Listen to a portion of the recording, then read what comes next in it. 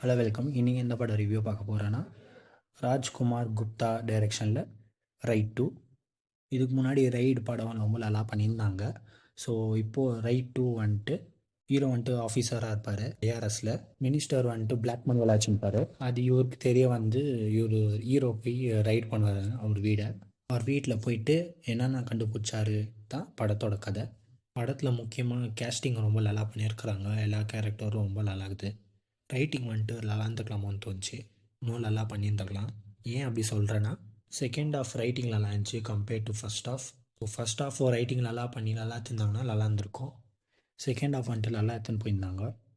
Music song வந்துட்டு okay தான் இருந்துச்சு, அவ்வளோ நல்லா இருந்ததில்ல. அதான் முன்னாடி சொன்ன மாதிரி ஃபஸ்ட் ஆஃப் வந்துட்டு ஓகே தான், இன்னும் நல்லா பண்ணியிருந்துருக்கலாம் ஃபஸ்ட் ஆஃப். ஏன் அப்படி சொல்கிறேன்னா, சில விஷயம்லாம் படத்தில் வந்துட்டு ப்ரெடிக்ட் பண்ணுற மாதிரி இருந்துச்சு. அதே மாதிரி வில்லனும் ஸ்ட்ராங்காக எழுதியிருக்கலாம் கேரக்டரு. ஸோ இதெல்லாம் நல்லா பண்ணியிருந்தால் இன்னும் நல்லா வந்திருக்கும் படம்.